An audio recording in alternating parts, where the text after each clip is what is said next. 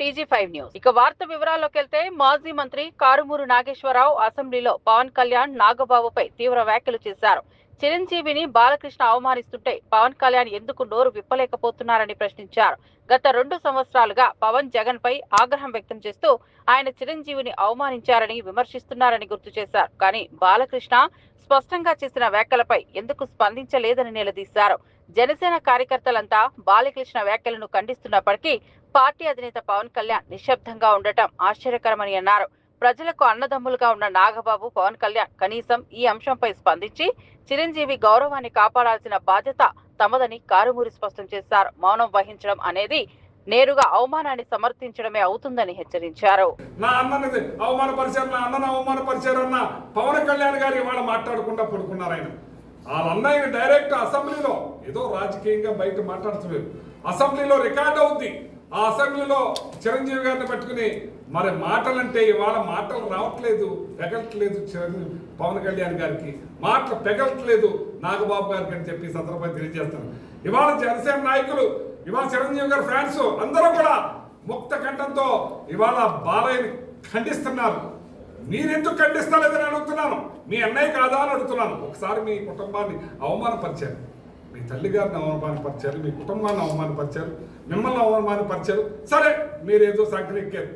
ఈ రోజున డైరెక్ట్ అసెంబ్లీలో మీ నాన్నగారిని అంటే మీరు నోరు ఎందుకు ఇప్పట్లేదని చెప్పి ప్రశ్నిస్తున్నానని చెప్పి సందర్భంగా తెలియజేస్తారు. హైదరాబాద్ హైటెక్స్ లో బీజేపీ ఈ నెల 30న భారీ స్థాయిలో కార్యక్రమం నిర్వహించబోతోంది. ఈ సమావేశానికి 15,000 మందికి పైగా హాజరు కానున్నట్లు పార్టీ వర్గాలు వెల్లడించాయి. ప్రధానమంత్రి నరేంద్ర మోదీ జీవిత చరిత్ర ఆధారంగా రూపొందించిన మేరా దేశ్ బహాలేది the untold story of Narendra Modi ప్రదర్శన ప్రధాన ఆకర్షణగా నిలవనుంది. ఈ ప్రదర్శనలో మోదీ చిన్ననాటి జీవితం, రాజకీయ ప్రస్థానం, దేశ అభివృద్ధి కోసం చేసిన కృషి వంటి అంశాలు ప్రత్యేకంగా చూపించబోతున్నారు.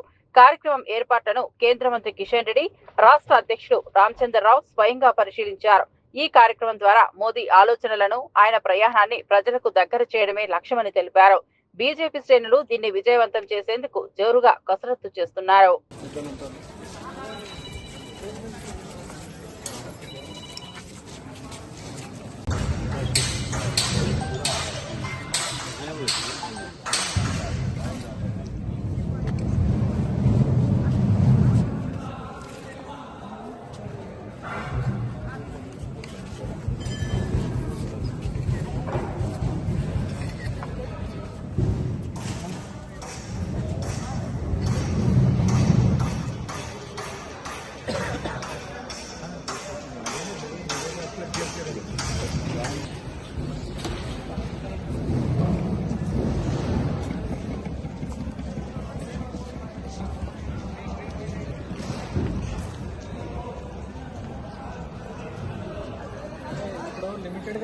ముఖ్యమంత్రి రేవంత్ రెడ్డి హైదరాబాద్ లో భారత్ ఫ్యూచర్ సిటీ ప్రారంభోత్సవంలో మాట్లాడుతూ మనసులో ఎలాంటి కల్మషం లేకుండా భవిష్యత్ తరాల కోసం ఈ ప్రాజెక్టును ఆరంభించామన్నారు.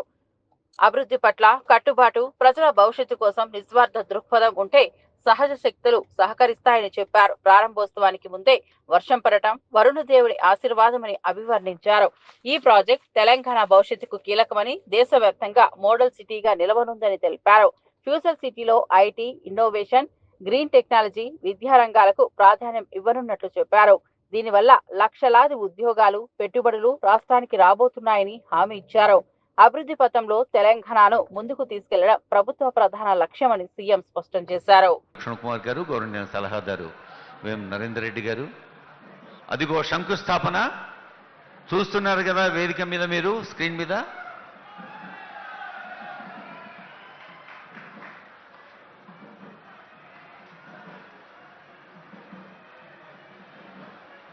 శంకుస్థాపన మహోత్సవాన్ని వారి సువర్ణ హస్తాలతో చేసిన ముఖ్యమంత్రి గారికి మీ అభినందనలు అందించండి, గట్టిగా చప్పట్లు కొట్టి.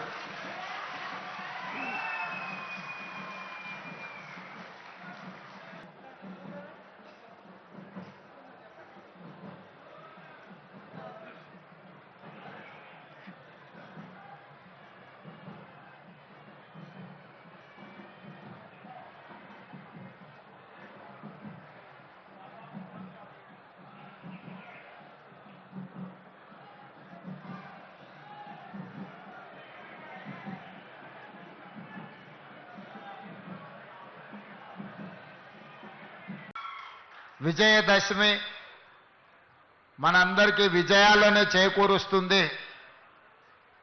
ఇవాళ వాతావరణ శాఖ 4-5 రోజుల నుంచి హెచ్చరిస్తున్నది. విపరీతమైన వర్షాలు, ఎవరు బయటికి వెళ్ళకండి, ఈ వర్షాలు మొత్తం వ్యవస్థలను అన్నిటిని కూడా దిగ్బంధం చేస్తాయని.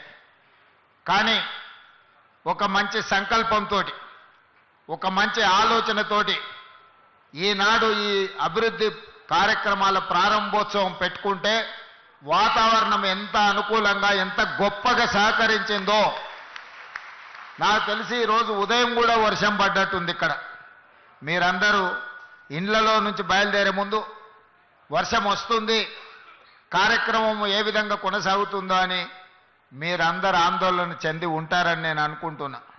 కానీ మనమందరం మనసులో ఎలాంటి కల్మషం లేకుండా భవిష్యత్ తరాల కోసం ఈనాడు ఒక భారత్ ఫ్యూచర్ సిటీని ఈ ప్రాంతంలో ప్రారంభించుకోవాలని అనుకుంటే వరుణ దేవుడు కూడా ఈరోజు మనకు సహకరించి ఈ కార్యక్రమాలను ముందుకు తీసుకెళ్ళడానికి ఈరోజు మనకు అవకాశం దొరికింది. చాలామంది కుట్రలు కుతంత్రాలు చేస్తున్నారు, నోటికొచ్చింది మాట్లాడుతున్నారు. చెయ్యకూడని రాద్ధాంతం చేయడమే కాదు, ఎన్నో రకాల ఆరోపణలు చేస్తున్నారు. ఇక్కడ రేవంత్ రెడ్డి గారికి ఓ భూములు ఉన్నాయి, ఆయన కోసం నగరం కట్టుకుంటుండని.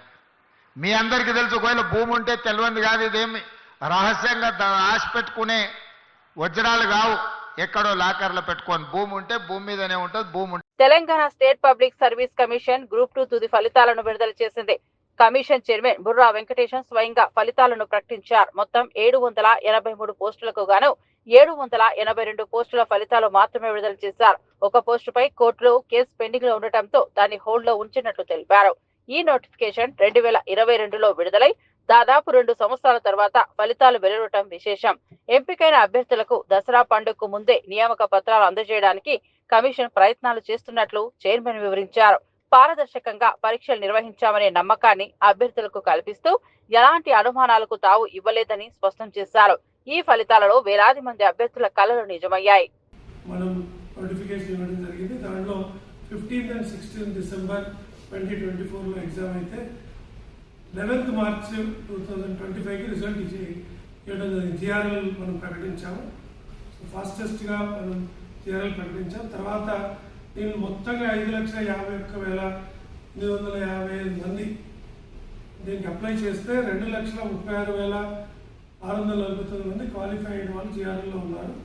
సో దీనిలో మొత్తంగా ఇప్పుడు ఇది సర్టిఫికేట్ వెరిఫికేషన్స్ ఇవన్నీ అయిపోయిన తర్వాత 782 పీపుల్ని మనం ఈరోజు తుది ఫలితాల్లో వాళ్ళు పోస్టులకు ఎంపికైనట్టుగా ప్రకటించడం అయింది.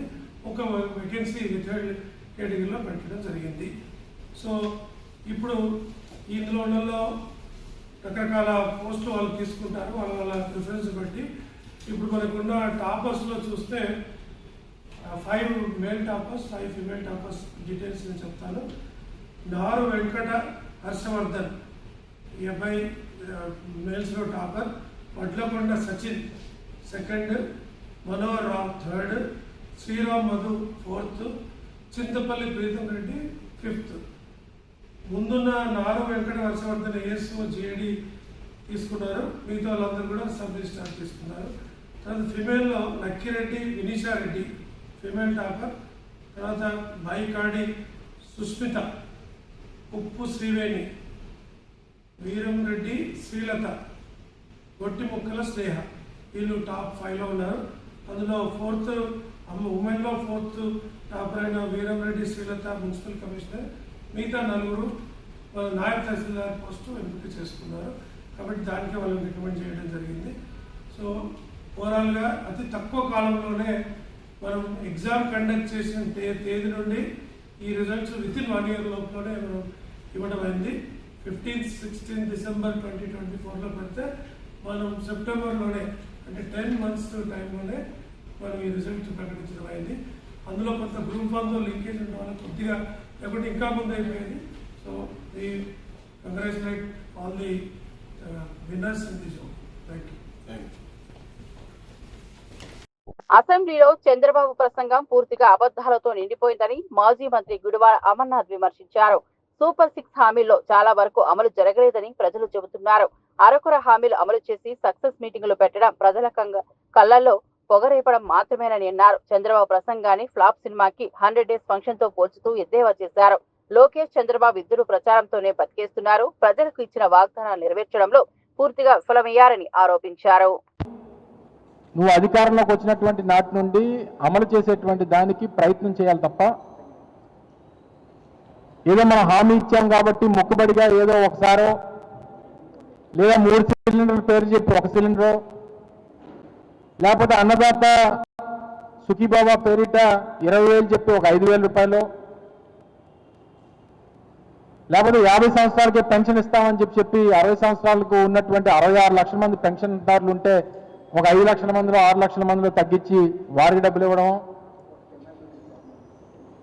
85 నుంచి 90 లక్షల మంది విద్యార్థులు ఈరోజు రాష్ట్రంలో ఉంటే ఆ తల్లికి వందనం కింద ఒక 40 లక్షలకో 50 లక్షల మందికో ఇచ్చి అందులో కూడా 15,000 అని చెప్పి 13,000 ఇచ్చి కొంతమందికి 8,000 ఇచ్చి ఒక సంవత్సరం పూర్తిగా ఇవ్వడం మానేసి ముఖ్యంగా చదువుకున్నటువంటి యువత ఉద్యోగావకాశాలు లేక ఇబ్బందులు పడుతున్నటువంటి యువత ఎవరైతే ఉన్నారో వారందరికీ నిరుద్యోగ భృతి ఇస్తాను, నెలకి 3,000 రూపాయలు అందిస్తాను, సంవత్సరానికి 5 లక్షలు 4 లక్షల మందికి చెప్పిన 5 సంవత్సరాలు 20 లక్షల మందికి ఉద్యోగాలు ఇస్తాను, లేకపోతే వారికి నిరుద్యోగ వృత్తి ఇస్తానని చెప్పి వారికి ఎగనామా పెట్టేసి 18 సంవత్సరాలు నిన్నటువంటి మహిళలకి ప్రతి నెల 1,500 రూపాయలు ఇస్తానని చెప్పినటువంటి ఈ పెద్ద మనిషి అసలు దాన్ని పూర్తిగా దాన్ని ఎత్తిపెట్టేసి ఏదో P4 అని చెప్పి కొత్తగా ఏదో విధానం చెప్తాడు. అది ఎవరికి అర్థం కాదు. ఏ ఒక్క స్కీము కూడా 2024-25 అయితే ఏ స్కీము లేదు. 2025-26 మొక్కుబడిగా ఏదో మనం ఎక్కడ ప్రజలు తిరగబడతారో ఎక్కడ రోడ్ల మీదకి రానివ్వరని చెప్పి భయంతో మొక్కుబడిగా అరకొర ఇచ్చినటువంటి సందర్భాలు మనం చూసాం. దానికి పెద్ద ఎత్తున అసెంబ్లీ వేదికగా గొప్పలు చెప్పుకోవడం, అబద్ధాలు చెప్పడం, ప్రజల్ని మరొకసారి మభ్యపెట్టడం, ఏది జరగకపోయినా అన్ని జరిగిపోయినట్టుగా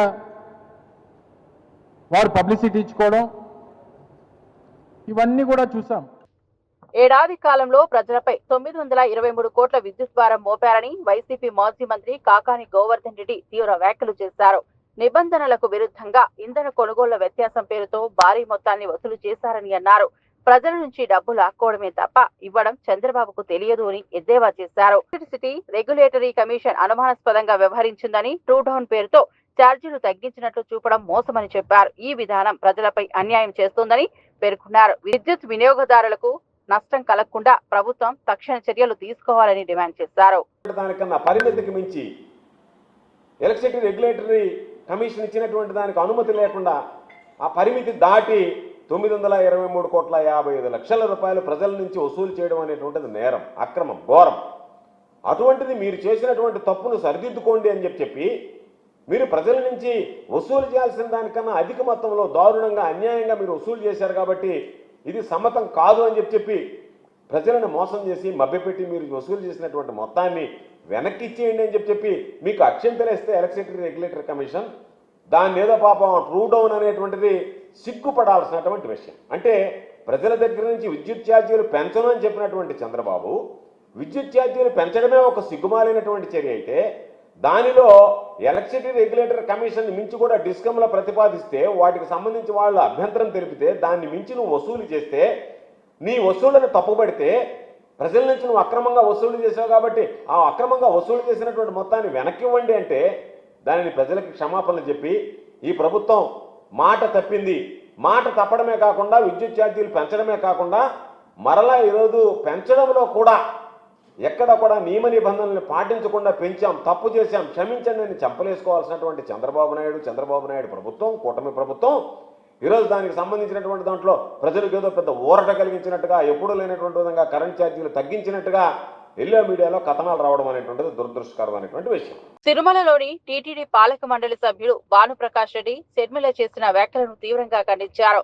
ఇటీవల షర్మిల మాట్లాడుతూ దళిత వాడల్లో 5,000 దేవాలయాలు అవసరం లేదని చేసిన వ్యాఖ్యలు హిందూ సమాజాన్ని కించపరిచేలా ఉన్నాయని అన్నారు.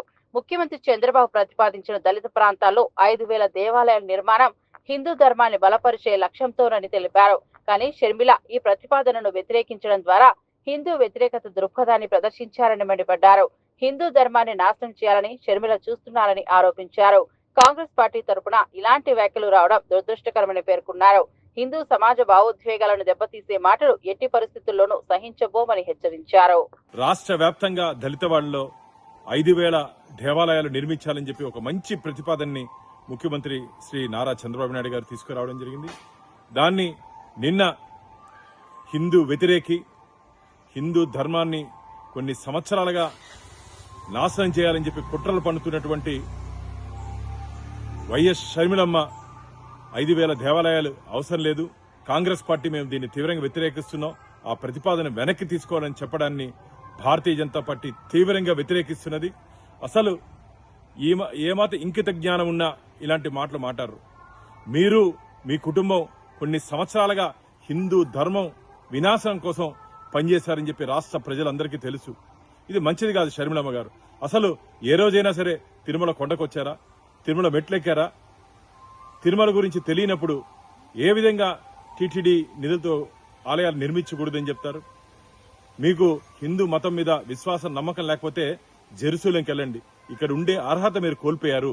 వెంటనే గోవింద భక్తులకి, హిందువులకి క్షమాపణ చెప్పాలని చెప్పి భారతీయ జనతా పార్టీ డిమాండ్ చేస్తూ, అలాగే చంద్రబాబు నాయుడు గారు ఆర్ఎస్ఎస్ భావజాలాలంట. అవును, దేశం కోసం, ధర్మం కోసం పనిచేస్తున్నటువంటి సంస్థ రాష్ట్రీయ స్వయం సేవక్. మీరు రాష్ట్రీయ స్వయం సేవకుని విమర్శించే స్థాయికి ఎదిగారా? మీరు కాలి గోటికి కూడా సరిపోరు. వెంటనే మీ మాటలు వెనక్కి తీసుకొని హిందువులకు క్షమాపణ చెప్పాలి. లేకపోతే హిందువుల దగ్గర రాబో రోజుల్లో మీరు తన్నులు తినే రోజుల దగ్గరలోనే ఉందని చెప్పి మేము భావిస్తున్నాం. విజయవాడ కనకదుర్గమ్మ ఆలయంలో దసరా ఉత్సవాలు ఘనంగా కొనసాగుతున్నాయి. ఈ సందర్భంలో చేనేత, జౌళి శాఖ మంత్రి సవిత అమ్మవారికి పట్టు వస్త్రాలను సమర్పించారు. కమిషనర్ రేఖారాణితో కలిసి ఆలయానికి విచ్చేసిన ఆమెకు అధికారులు మర్యాదపూర్వక స్వాగతం పలికారు.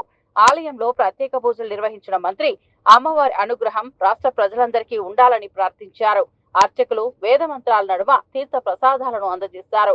పట్టు వస్త్రాలను సమర్పించడం ఒక సంప్రదాయంగా కొనసాగుతోందని, ఇది రాష్ట్ర అభివృద్ధికి, ప్రజల సంక్షేమానికి దోహదం చేస్తుందని మంత్రి అన్నారు. ఆలయ పరిసరాలు భక్తులతో కిక్కిరిసి ఉత్సవ వాతావరణం అలరించింది. ఈ సందర్భంలో భక్తులు జై దుర్గమ్మ నినాదాలతో ఆలయ ప్రాంగణాన్ని మార్మోగించారు.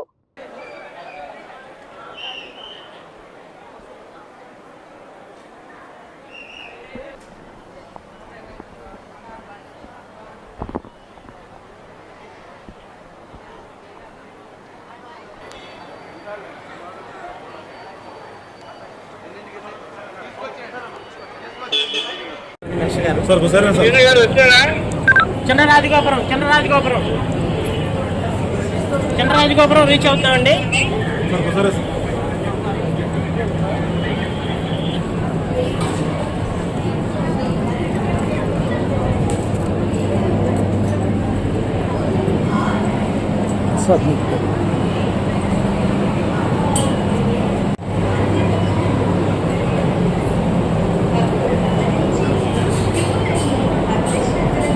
బాబు వెనకండి సార్, వెనకండి.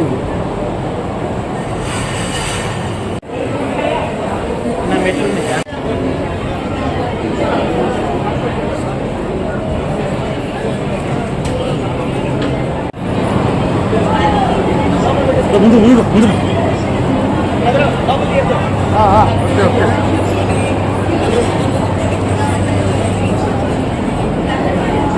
అంబేద్కర్ కోనసీమ జిల్లా రామచంద్రాపురంలో ఎమ్మెల్యే బాలకృష్ణ ప్రవర్తనపై కాపు సంఘం నాయకులు మండిపడ్డారు.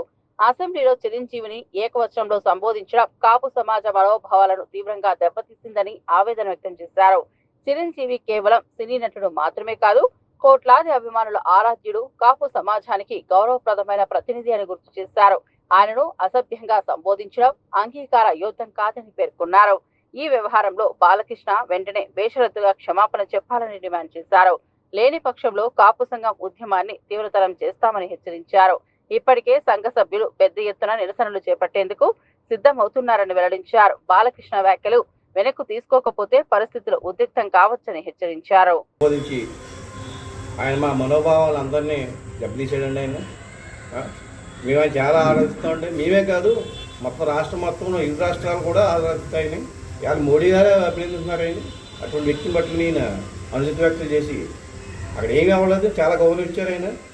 ఇవన్నీ తెలియకుండా ఆయన మరి ఏ రకంగా అన్నాడు, మరి ఆయన ఎవరు సైకో తెలుపులేదు. మరి దానికోసం ఆయన బహిరంగ క్షమాపణ చెప్పాను చిరంజీవి గారికి.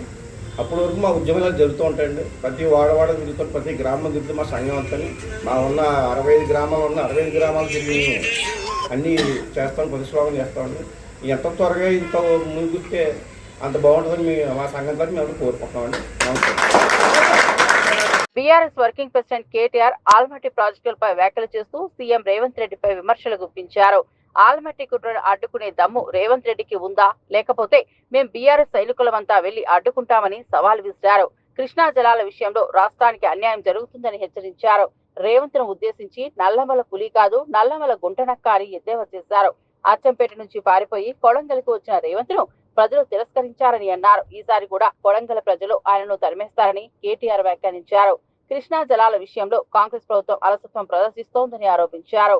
రాష్ట్ర ప్రయోజనాల కోసం బీఆర్ఎస్ ఎప్పుడూ ముందుంటుందని అన్నారు. కేసీఆర్ గారు మాత్రమే, అందుకే కేసీఆర్ దండుగా మేము ఇవాళ అచ్చంపేట గడ్డ మీద నుంచి అడుగుతా ఉన్నాం ముఖ్యమంత్రి రేవంత్ రెడ్డిని, కాంగ్రెస్ ప్రభుత్వాన్ని, నీకు దమ్ముందా ఆల్మట్టిని ఆపేది, లేదా ఈ గులాబీ దండు బయలుదేరి అక్కడ పోయి అడ్డుకోవాలా చెప్పమని చెప్పి నేను అడుగుతా ఉన్నా. నీకు దమ్ముంటే, నీ ప్రభుత్వానికి తెగింపుంటే రాహుల్ గాంధీ దగ్గరికి పిలిపి కర్ణాటక ముఖ్యమంత్రిని ఎట్లా కృష్ణా నదిని మా నల్లగొండకు, పాలమూరుకు, మా రంగారెడ్డికి కాకుండా చేస్తావు, ఎట్టి పరిస్థితుల్లో దీన్ని ఒప్పుకోం అని చెప్పి రాహుల్ గాంధీతో చెప్పి ఆల్మట్టి దగ్గర 70,000 కోట్లతోని వాళ్ళు ఏదైతే ఎత్తు పెంచే ప్రయత్నం చేస్తున్నారో దాన్ని వెంటనే ఆపేయి. ఆ దమ్ము నల్లమల పులికుందా? ఈయన నల్లమల పులేనా? నల్లమల పులే ఏంటిది మరి? ఇది పిల్లి కాదు, నక్క. నక్క నల్లమల నక్క. ఎందుకంటే నేను చెప్తలేను ఈ మాట. నిన్న కొడంగల్ నుంచి కొంతమంది వచ్చినారు తమ్ముళ్ళు, 300 మంది పార్టీలో జాయిన్ అయినారు, కాంగ్రెస్ వాళ్ళు, బీజేపీ వాళ్ళు. వాళ్ళు చెప్తున్నారు, అన్నా ఈ నక్క అచ్చంపేటకెళ్ళి పారిపోయి మా కొడంగల్కి వచ్చింది, ఈసారి తరిమి కొడితే మరి కల్వకుర్తి పోతుందో అచ్చంపేట పోతుందో వాళ్ళకు కూడా చెప్పురా అని చెప్పినారు. అసెంబ్లీలో మాజీ మంత్రి కామినేని శ్రీనివాస్ చేసిన వ్యాఖ్యలు రాజకీయ రంగంలో కలకలం రేపాయి. సినీ ప్రముఖులపై అవాస్తవ ఆరోపణలు చేసి ఆ తర్వాత మాటలు రికార్డుల నుంచి తొలగించారని కోరడం సరైంది కాదని వైసీపీ ఎమ్మెల్యే తాటిపత్తి చంద్రశేఖర్ మండిపడ్డారు. చిరంజీవి రియాక్షన్ చూసి నాలుక ఖర్చుకోవడం రాజకీయ బాధ్యతకు తగదు. అసెంబ్లీ సాక్షిగా జగన్ కి కామినేని క్షమాపణ చెప్పాలని డిమాండ్ చేశారు. ప్రజాస్వామ్య వేదికలో అసత్యాలు చెప్పడం వల్ల సమాజంలో అపోహలు వ్యాప్తి చెందుతాయని హెచ్చరించారు. తప్పుడు ఆరోపణలతో అసెంబ్లీ ప్రతిష్ట దెబ్బతింటోందని స్పష్టం చేశారు. ఏ శాసనసభలో మీరు అబద్ధాలు చెప్పారో అక్కడే మీరు క్షమాపణలు చెప్పాలి, ఆ తర్వాత రికార్డుల నుంచి తొలగించాలి. నిత్యం అబద్ధాలనే చెప్పి మీ కూటమి నేతలు చేస్తున్నటువంటి వ్యవహార సరళి అత్యున్నత ప్రజాస్వామ్య వ్యవస్థ అయినటువంటి శాసనసభ యొక్క విలువలు మంటగలిసిపోతున్నాయి. సాక్షాత్తు డిప్యూటీ ముఖ్యమంత్రి అందుబాటులో లేడని మీ ఎమ్మెల్యేలే నిలదీసినటువంటి పరిస్థితి. మీ ఎమ్మెల్యేలు కూటమి మంత్రులని కడిగి పారేస్తున్నటువంటి ఉదాంతాలు స్పష్టంగా కనపడుతున్నాయి. బీజేపీ పార్టీ కూటమి ప్రభుత్వంతో చేతులు కలిపిన తర్వాత విలువల్ని మంట కలిపేశారు. మీ మంత్రి సాక్షాత్తు 17 మెడికల్ కాలేజీల మీద చేస్తున్నటువంటి విషపు ప్రచారానికి శాసనసభ ప్రత్యక్ష సాక్ష్యం. 10 మెడికల్ కాలేజీలని, ప్రజా వైద్యాన్ని ప్రైవేటు వారికి అమ్మివేస్తూ 100 కోట్ల ఆస్తుల్ని అప్పనంగా రూపాయికి అర్ధ రూపాయికి అప్పజెప్పేస్తూ మీ కూటమి ప్రభుత్వాన్ని అన్ని శాఖల మంత్రిగా వ్యవహరిస్తూ పరిపాలిస్తున్నటువంటి లోకేష్ గారైతే ప్రతిపక్ష మహిళా ఎమ్మెల్సీ గారిని ఏం పీకారు అని బూతు పురాణాలు మాట్లాడుతున్నటువంటి ఉదాంతాలు. ఇదా ప్రజాస్వామ్య వ్యవస్థకు మీరు ఇచ్చేటటువంటి విలువ? శాసనసభ నడుస్తున్నటువంటి తీరు అత్యంత జోత్సాకరంగా ఉంది. కాబట్టి రాష్ట్ర ప్రజలందరూ గమనించాలి. ఈ కూటమి దోపిడీకి వారి మంత్రుల్ని ఎమ్మెల్యేలు నిలదీస్తున్నటువంటి ఉదాంతాలే ప్రత్యక్ష సాక్ష్యం.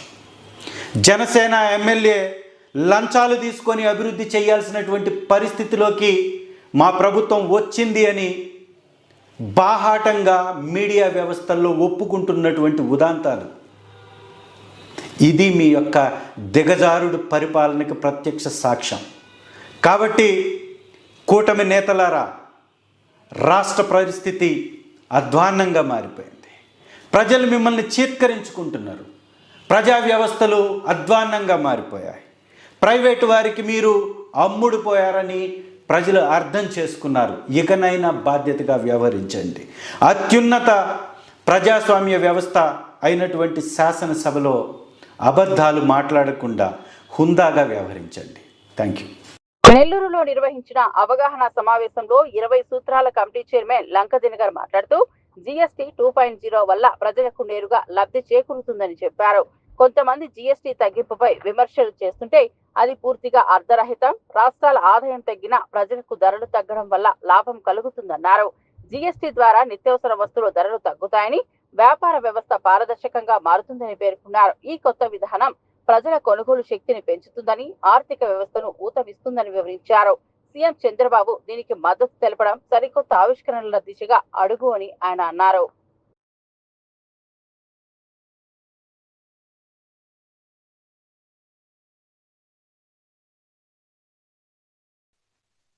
శాసనసభలో కేంద్ర ప్రభుత్వం ప్రవేశపెట్టినటువంటి ఈ సంస్కరణని వాటికి ధన్యవాదాలు తెలియజేస్తూ ప్రధానమంత్రి నరేంద్ర మోడీ గారికి, అలాగే ఆర్థిక మంత్రి నిర్మలా సీతారామన్ గారికి ఒక తీర్మానాన్ని శాసనసభలో ప్రవేశపెట్టినటువంటి మొట్టమొదటి ముఖ్యమంత్రి చంద్రబాబు నాయుడు గారు. కొన్ని రాష్ట్రాల్లో ఉన్నటువంటి ముఖ్యమంత్రులు మా ఆదాయం తగ్గింది, మీ ఆదాయం తగ్గింది అంటే ప్రజలకి మేలు జరుగుతుంది, మరి మీకు ఆదాయం తగ్గితే కేంద్ర ప్రభుత్వం దోచుకుంది అనేటటువంటి వ్యాఖ్యలు చేయగలిగారు. అంటే అసంబద్ధమైనటువంటి అసహేతుకమైనటువంటి వాదనలు తెచ్చి ప్రజల్ని గందరగోళం పంచి ఏదైతే మేలు జరుగుతుందో మేలు చేసినటువంటి వ్యక్తుల్ని మర్చిపోయే విధంగా డైవర్ట్ చేయాలనేటువంటి ప్రణాళిక.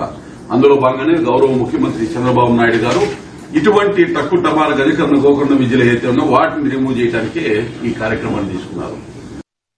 టీఎస్ఎస్ఎఫ్ నాయకుడు RS Praveen Kumar social media కార్యకర్తలపై జరుగుతున్న చర్యలను విమర్శించారు. సీఎం రేవంత్ రెడ్డిని సోషల్ మీడియాలో ప్రశ్నిస్తే కార్యకర్తలపై రౌడీ షీట్లు తెరుస్తున్నారు, జైల్లో వేస్తున్నారు, వాళ్ల ఫోటోలను జైళ్లలో పెట్టేస్తున్నారని ఆరోపించారు. ఇది ప్రజాస్వామ్యానికి విరుద్ధమని వ్యాఖ్యానించారు. తెలంగాణను మోసం చేసిన కాంగ్రెస్, బీజేపీ నేతల ఫోటోలను జైల్లో పెట్టాలని డిమాండ్ చేశారు. ప్రభుత్వం వైఫల్యాలను కప్పిపుచ్చుకోవడానికే ఈ చర్యలు జరుగుతున్నాయని అన్నారు. ప్రజల హక్కులను కాపాడేందుకు యువత భయపడకుండా పోరాడాలని పిలుపునిచ్చారు. మాట స్వేచ్ఛను అణగదొక్కడానికి ప్రయత్నిస్తే సమాజం దానిని ఎప్పటికీ అంగీకరించదని హెచ్చరించారు. సోషల్ మీడియా ధ్వని ఆగదని ఆయన స్పష్టం చేశారు. మన మీద రౌడీ షీట్లు పెడతాడంట రేవంత్ రెడ్డి, మన బొమ్మలు పోలీస్ స్టేషన్లలో పెడతాడంట రేవంత్ రెడ్డి. మనం నిద్రపోతున్నప్పుడే మన ఇండ్ల నుంచి మనం ఎత్తుకపోయి జైల్లో పడేస్తాడంట. నిజంగా స్టేషన్లలో రౌడీ షీట్లలో ఉండాల్సిన వ్యక్తి పేరు ఏది? గట్టిగా చెప్పండి.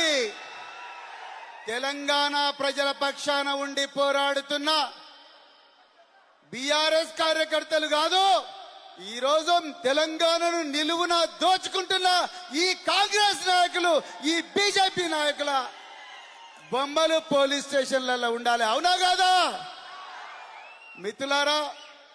మొన్నటి వరకు నేను ఇంతకుముందు రామన్నతో నిజామాబాద్ జిల్లా నందిపేట మండలం పాతూరులోని దుర్గాదేవి మహాలక్ష్మి అవతారం సందర్భంగా ప్రత్యేక వేడుకలు జరిగాయి.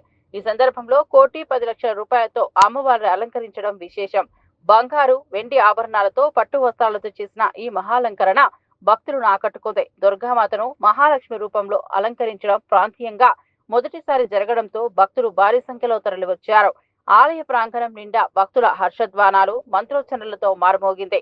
ప్రత్యేక పూజలు, హోమాలు, వేద పండితుల ఆశీర్వచనాలు నిర్వహించారు.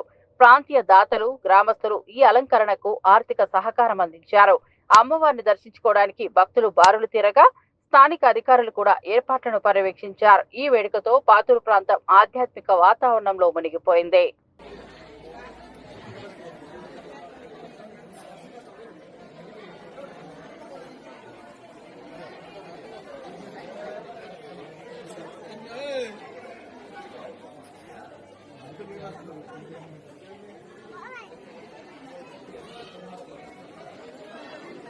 ఇవి బులెటిన్ విశేషాలు. చూస్తూనే ఉండండి TG5 న్యూస్.